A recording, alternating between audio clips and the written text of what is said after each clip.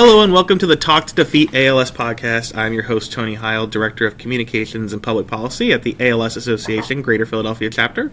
March is an important month, not just for the ALS Association, but across the country, because it is a month honoring social workers. And our chapter, the ALS Association Greater Philadelphia Chapter, has been built on the backs of social workers for over 40 years now. And I think my guest today might say that both figuratively and literally, considering the amount of work we have to do.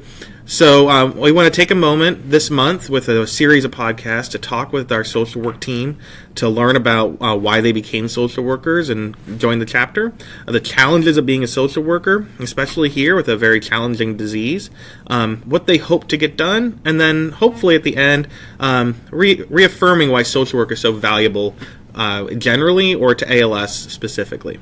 Before we get into our discussion today, I encourage you to go to our website, www.alsphiladelphia.org, where you can find out about events, how to donate, how to volunteer, and how to be an advocate. I also encourage you to follow us on all social media channels, Facebook, Instagram, Twitter, YouTube, all at ALS Philadelphia. And today, I have three social workers who have a combined a lot of years of experience in social work, and that's social work generally.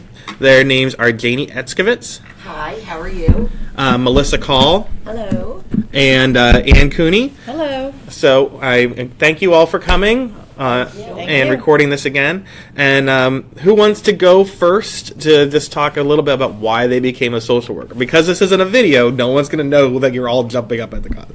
So Jayne, go first and tell us why you decided to become a social worker and join the ALS Association. That's an interesting question because I've been a social worker for over 20 years.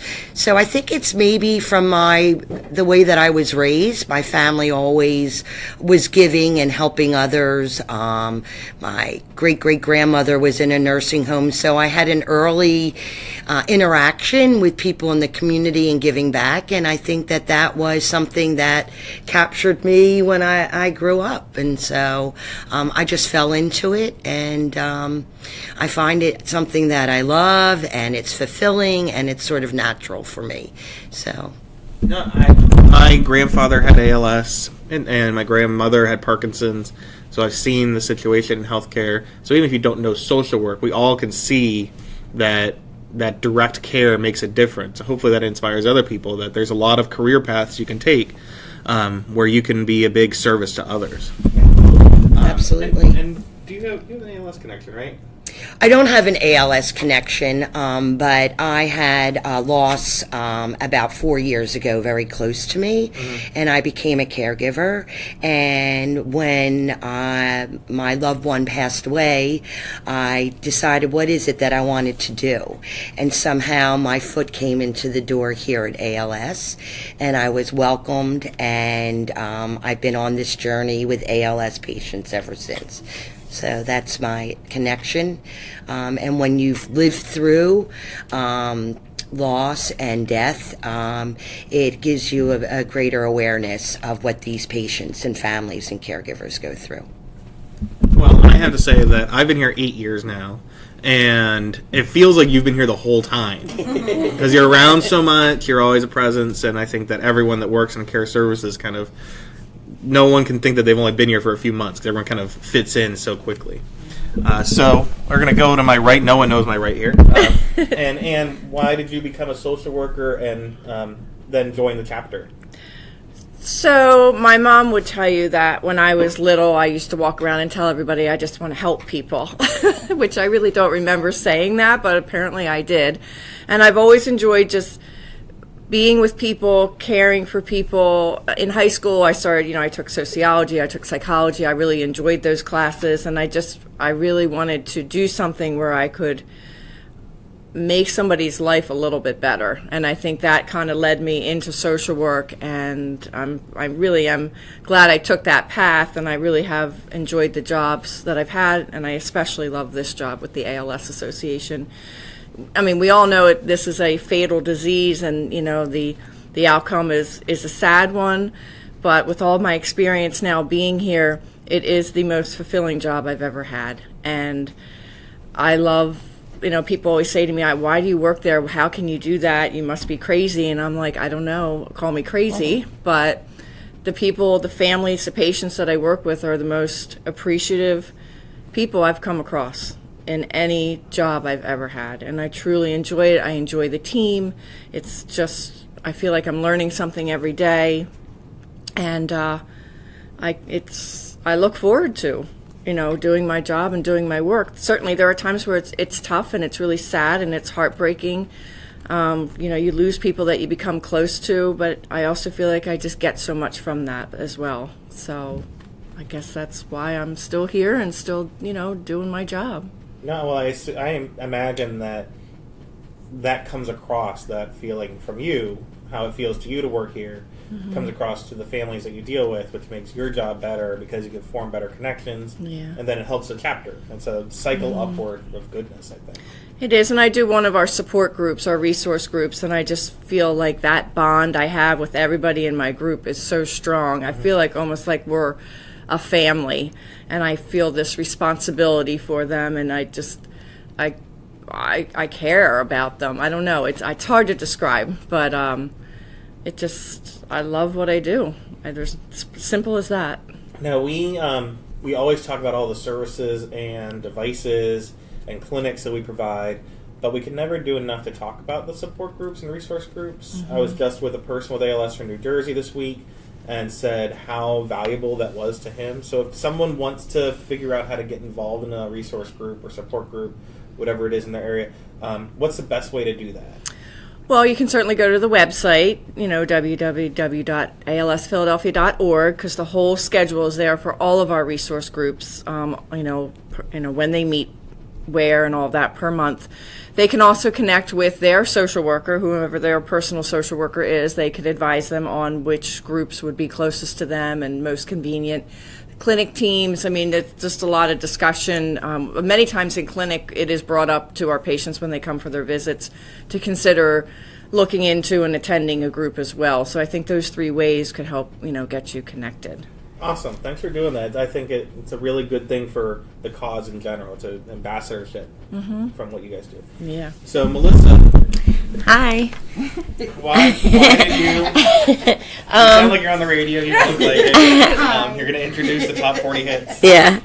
I feel like Anne and Jayne stole my thunder because very similar to them. I guess I just kind of always grew up wanting to help people and with the mindset of serving others, and along with that being a problem solver. And I think that's a lot of what we do in our role as social workers, multitasking and kind of not sweating the small stuff. And that's, I think really a trait that probably any social worker that you meet would have. And I guess that's kind of how I am. So it fit for me. I really kind of stumbled upon it because I was originally going to be a teacher in college, and I switched majors and literally picked it out of the course description book because it said you can help others, in the social work major. But anyway, that's how I came to be, and I've been with the chapter for 10 years now, and I agree 100% with Anne. This is the most rewarding job I've ever had. I've been in social work over 20 years. Always in the medical field, and this by far is the most rewarding. Well, that's great.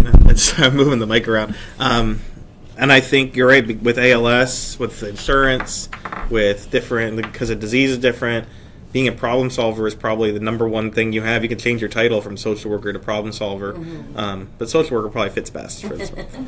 So those are the introductions about why people became social workers. I guess we should just go around the same order, unless it feels bad being last. But Melissa will be able to end on a high note at the end of the whole thing. So, Jayne, what are the biggest challenges being a social worker for ALS and for the chapter? Because it's not an easy job. No, it's not an easy job, and it's a tough to disease to understand and to grasp, because all of these people aren't defined by the disease. They've all had lives. They've all have a story. And so when they get this this news, we're oftentimes one of the first people that they meet. And so it's important for us to lay the groundwork, to establish a rapport, and to let people know that they're not alone. Because the challenges in healthcare, the challenges in caring for a loved one is unbelievable. And the changes occur at different times, and the impact it has on your family, financially, psychologically, is a challenge. So I think we're all here to be on this journey with them, and for them to know that they're not alone.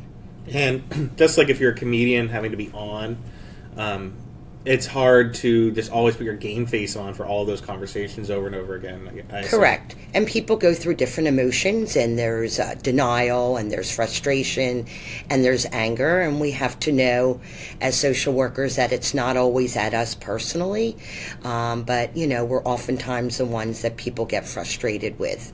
Right. Hopefully you're also the ones that people will give credit to at some point, too. I hope so. So, and what are the biggest challenges that you think you face or have faced being a social worker for ALS in the chapter? I think the biggest challenge is you don't get better from this disease. You die, you pass away. And I've always done, social work, medical social work, and I've worked in rehab where someone broke their hip or someone had a stroke. And, they get rehab, they move, they progress, they do better, they go home, and they continue on with their lives. They may be impaired to a certain degree, but overall, they're back to, their lives and with their family and loved ones. With ALS, that doesn't happen. The disease progresses, they decline. We see that progression from the beginning, from the initial diagnosis to when they do pass on. And it's really hard sometimes. And I think not being able to make it better really stinks. And there are times where there really just aren't any words for somebody who is having to make those big decisions regarding, their advanced directives and whether or not they want to, be on a vent and get trached, or whether they decide to go, on hospice and let nature take its course. There are days where there's not a whole lot you can say to make that better. And it's a helpless feeling, or at least for me, I feel a little helpless at times because it's terrible. It's just terrible. So that's a challenge both professionally and personally. Absolutely, yeah. I've seen all of you, and really everyone at the chapter, I assume, grows bonds with the people you work with, especially if you're here for more than a minute. Right, you do, and that's really hard. And fortunately, I can say with our chapter, with all the programs that we do have in place, we can provide a lot of support in the home for their care needs. We can provide them with accessibility things, our stair glides and ramping to make life easier, to help maintain their independence for as long as possible. Our loaner closet with all the equipment that we can provide to them. These are wonderful things that we can give to them, which a lot of agencies cannot. We are very fortunate to be able to do these things. But at the end of the day, and when you get to the end of the road, we can't make the disease stop, and that's hard. Well, I appreciate that. I think it would be harder for the people with ALS if it didn't seem hard to you. Like if it seemed like it was just a job, then you wouldn't do your job as well. Right, yeah, I agree. So, Melissa, what are the biggest challenges that you face, or maybe you don't know, or maybe the same thing? I agree with both Jayne and Anne. The fact that this disease is progressive and ends in death, and dealing with that on a daily basis can be very challenging, both professionally and on a personal level, because you do get connected with these people and you're meeting them at such a vulnerable point in their life, and talking about very intimate things and major life decisions. And so that part is very challenging. And like Anne said, the feeling of helplessness at times, of not having the words to say, because there just really aren't any words to say, but just being there for them. I also think there's, challenges that we face really on a daily basis that, through our work, we try to make changes and advocate for our patients, on a more national level, global level, whatever you want to call it, with healthcare and all of that, and that can be very frustrating. The lack of support that specifically our patients, the challenges that they deal with just in day to day, and the lack of support that they have from a financial and insurance standpoint, and getting care in the home covered by insurance and things like that. So I find it helpful in facing those challenges to partake in our advocacy efforts to help make changes for that. So I guess that colors a lot of perspective, not just as a social worker here, but in life. This wasn't a question we prepared for him, but is there anything from this for any one of you? You don't have to answer that. From seeing these challenges with ALS and working on it for so long, all of you, that you kind of take it home and changes your perspective on any other problem you solve or thing like that? Certainly. I feel like I've said I've been here over 10 years. It certainly has changed my whole perspective on life in general. To bear witness to what we do on a daily basis with the people that we meet and the challenges that they face, it literally puts in perspective, no use crying over spilled milk. It really does. Yeah. And then, as Jayne said, she suffered her loss. We all have in the years since I've been here and been in the role as a caregiver, and it certainly gives perspective for you in working with caregivers and their challenges that they face.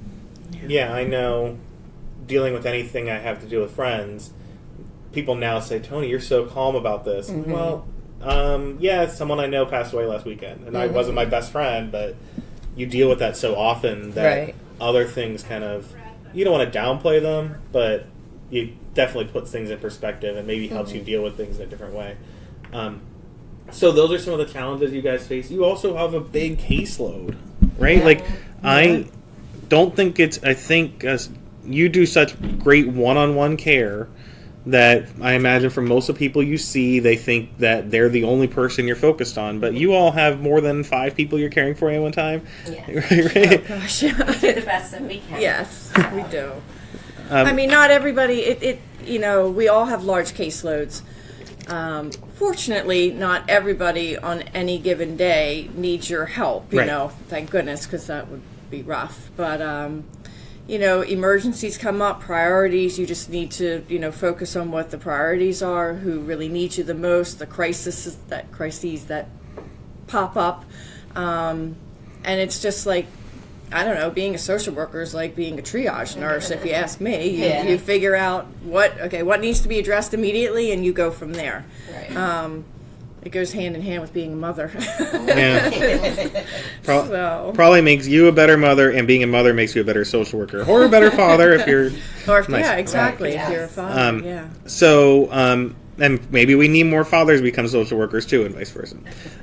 So, Anne, since you're one up now and you're speaking, as in the next year or in general, what are the kind of things you would like to do in your role as a social worker for the ALS community? Is there anything you'd like to accomplish, or? I would like to see our efforts with advocacy, especially, the national conference in D.C. in June, and at the state level as well, continue to support the needs of our patients.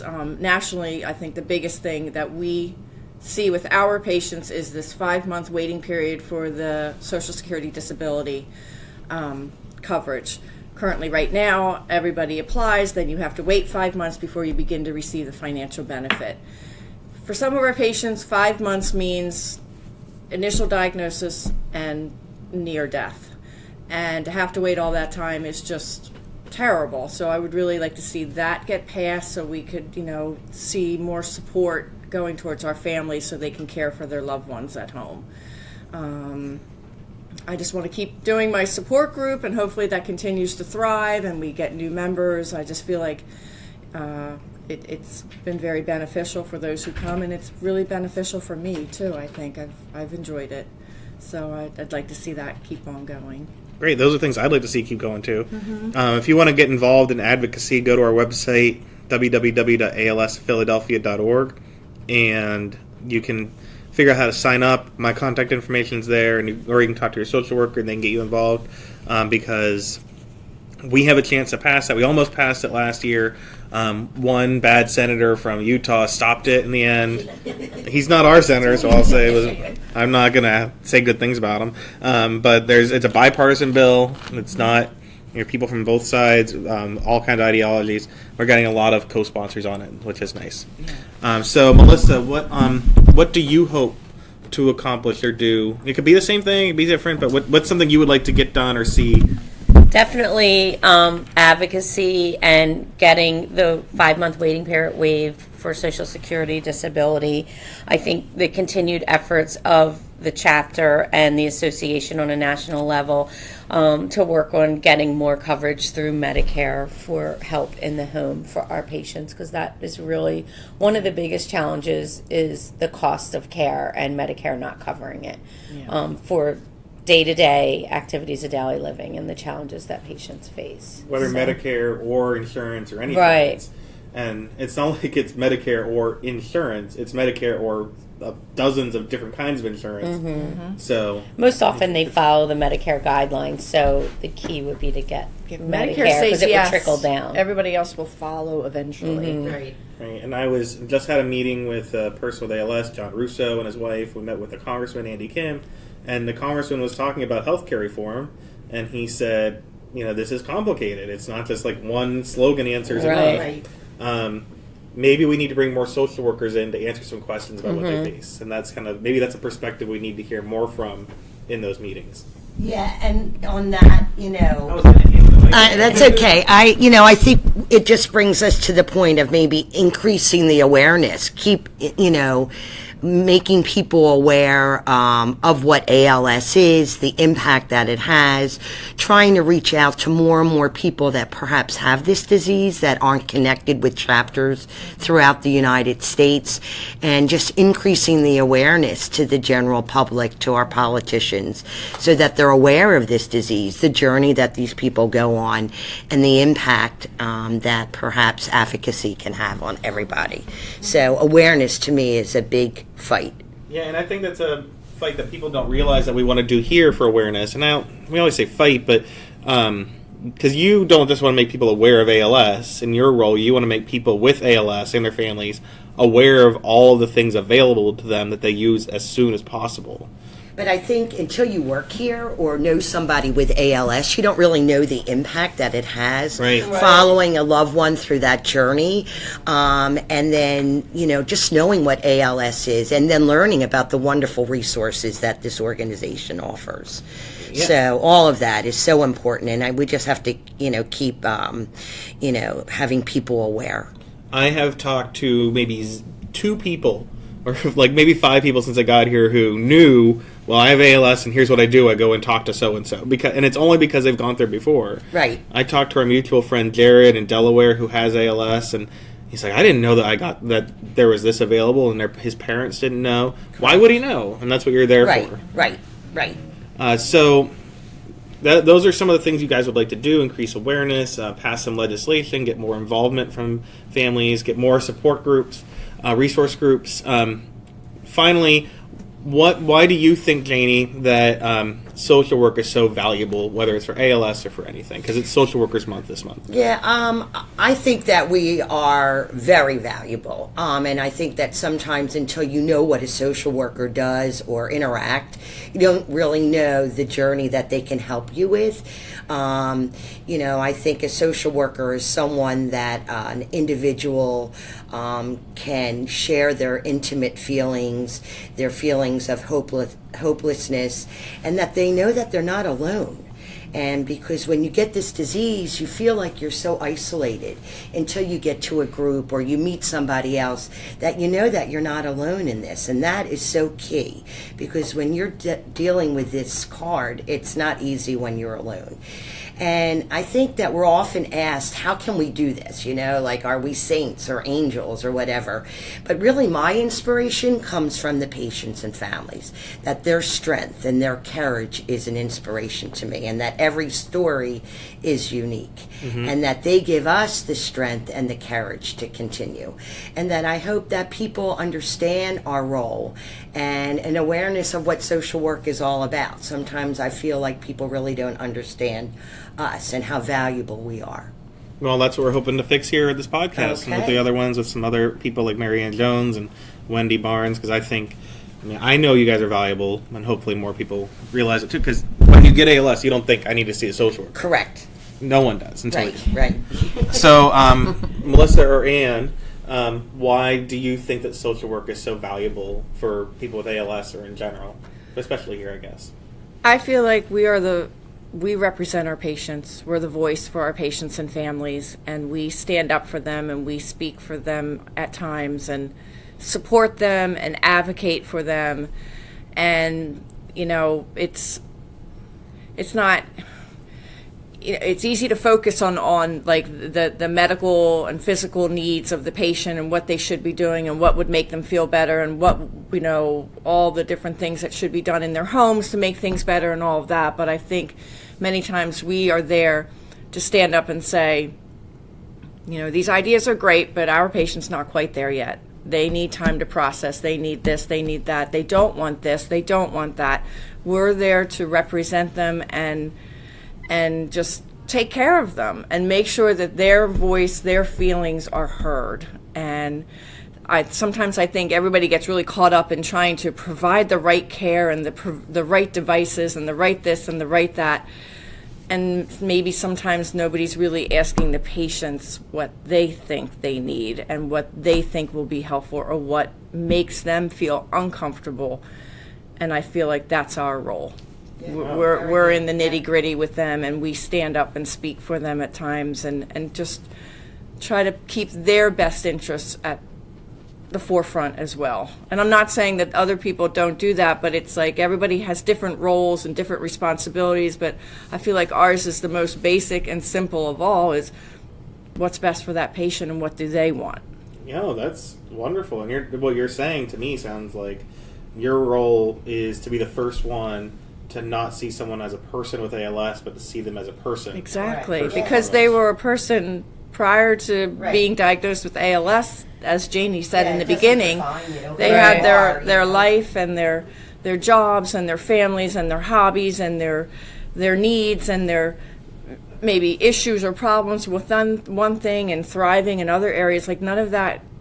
That's all still there, but sometimes I feel like that does get overlooked because now the focus and the priority becomes they have ALS and we need to focus on that.